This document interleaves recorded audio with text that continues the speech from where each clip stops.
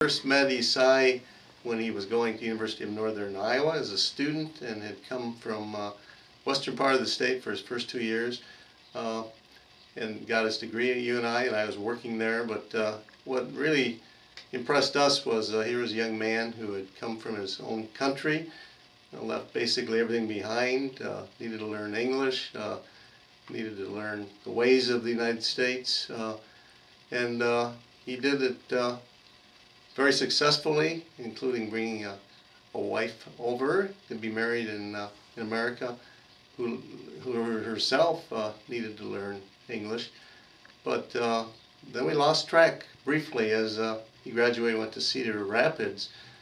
But that was amazing what happened after that, because this is a man who has passion. He went through the struggles of being a refugee himself. And many people would have been happy with that and said, well, I'm here, I'm safe, I'm just going to settle down and enjoy life. But Isai has a passion for others who have the same condition that he went through. And phone call after phone call and communication after communication, he would just tell us some new things he was doing, including forming an organization called Journey to Forgiveness and Peace. And the whole mission for that is really to show compassion for people like himself, particularly from Africa, to help them adjust to America, learn English, and be successful in this country.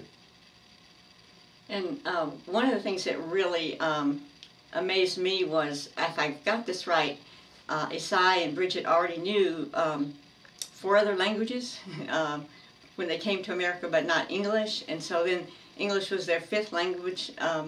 And they learned it and went to school here in America, but both got degrees and are now working and have assimilated into the culture of America exceedingly well, and learned the laws. And now Isai and Bridget are both American citizens. They studied and did what they needed to do to become American citizens, and we were very proud of them when they did that. And so now they're helping other people who were in the same situation to come over and get the help they need, from everything to driving in America, going to doctors, getting everything they need to learn to live in America and be what's the word? Legal Americans, immigrants, legal refugees, and he's really has a passion for helping them. And I'm just amazed that in all that they've gone through, the Chadian Civil War and the atrocities that they knew about with their family and other people around them when they were in Chad, that they've come to America and done what they've done and still cared about other people and just wouldn't give up, wouldn't quit. Kept going on and in the hard times and studying and doing whatever they needed to do. So we're just very pleased to represent Isai and Bridget, and thank you for the opportunity to share about them. The reason why Isai and his family deserve this extreme makeover, for my opinion anyway, is because they have 4 children. They can play outside without adult supervision. The traffic is just such a busy road, and kids want to be kids, and they just don't have that opportunity to be kids. If they want to play outside, they have to drive them to the park, to the nearest park anyway. They definitely, the house is not in a very good condition, and they absolutely, I think, have outgrown it. Yes, they definitely need a new home. Also, when our kids playing over there, I remember that little Odilia right here was scared to go outside because we have taught her that the cars are dangerous, that you can't cross the street. So even though she's out there playing, she see the car going fast, zooming out there, and it kind of scares her. So ideally, we want the best safe place for the kids. I know that that's what Isaiah is looking for, this opportunity to be, and we're hoping that and praying that he's able to succeed and be the candidate to get this award, because definitely he's able to take the kids. I mean, the kids were able to play out there and have it, thanks whatever that situation would be. But at least it's an area where it's safe for the kids to play. I mean, you cannot with the children. Well, actually, with parents of 3 kids, you can't really say you're gonna let them keep them inside. The kids love outside, especially in the Midwest where you have a lot of snow and stuff like that. They coop into the building. So in the summertime, around this time, they love to be outside, and we don't want to take that away from them.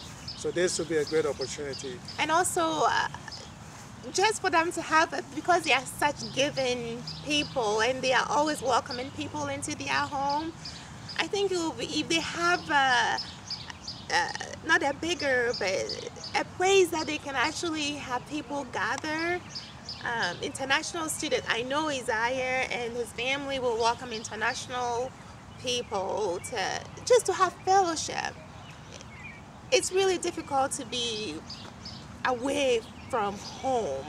Yes, this is now our home, but when we come together as an international group, we get to talk about food, the culture, and that takes us back to where we came from.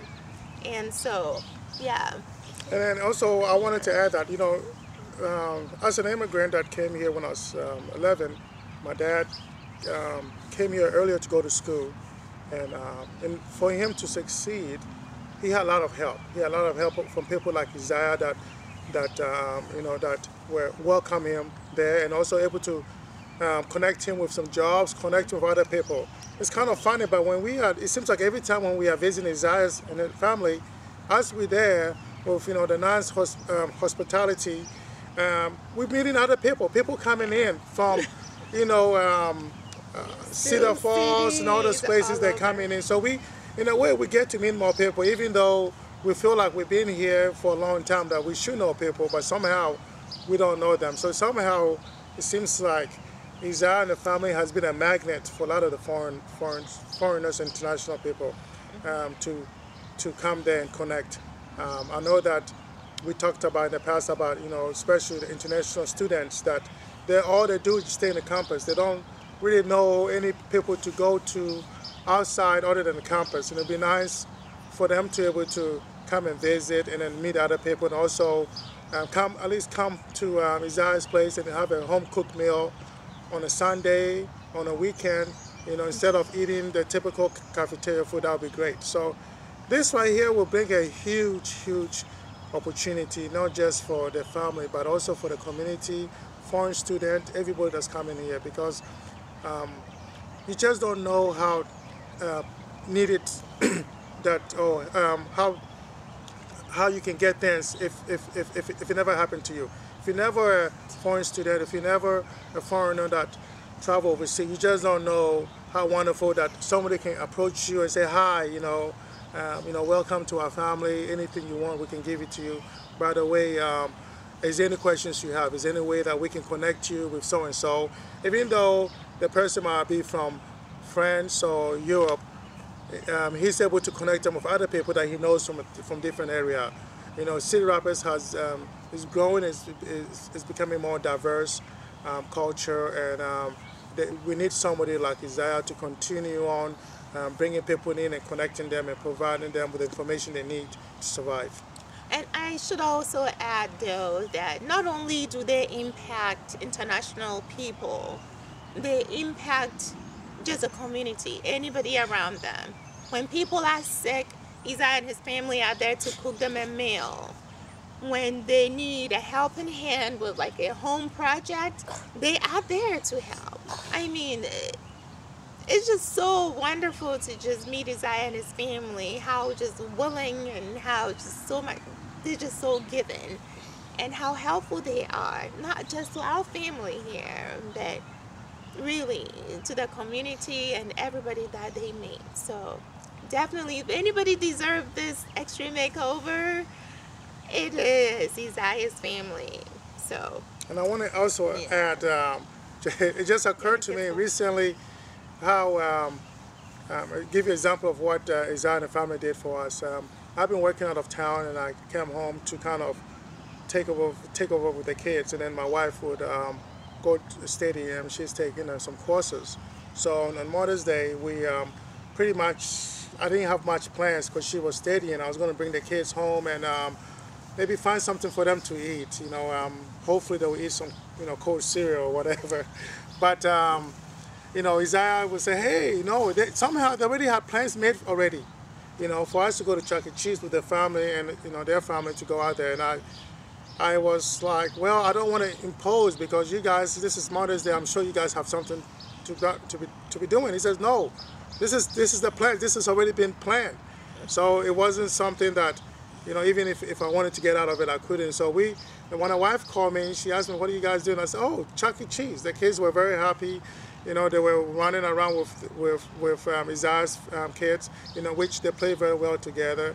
And of course, when I went there to try to pay for the meal, he said, no, everything is covered. They had the coins for the kids, the pizza, everything was there, and it was just a blessing. And after that, we continued on to the park so the kids can play. In fact, they knew I was going to leave the next day, and he said, why don't you go home and rest? And we'll take you the kids. And and also since we have big family, he said, we just drop the kids off at the park and we'll bring them home. I was like, wow, this is just a blessing just to have somebody give that generous offer. So, that Mother's Day was a special day that we won't forget, especially me. And I'm sure the kids had a wonderful time because they ate pizza and they played games. And then after that, they went to the park.